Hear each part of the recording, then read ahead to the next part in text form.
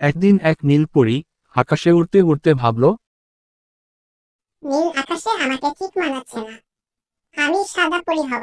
নীলপরী মন খারাপ করে রানীমার কাছে গেল। রানীমা, আপনি আমাকে সাদা পরি বানিয়ে দিন। আমি পরিদের ইচ্ছা পূরণ করি, তার মানে এই নয় সব ইচ্ছা পূরণ করব। তোমাকে সঠিক যুক্তি দিতে হবে, কেন তুমি সাদা পরি হতে চাও।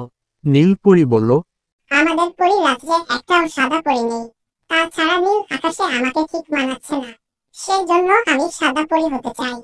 রানীমা বললেন, ঠিক আছে।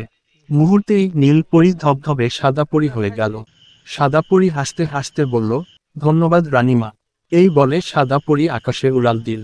সাদাপরী আকাশে উড়তে উড়তে ভাবল, এখন নীল আকাশে আমাকে খুব মানাচ্ছে।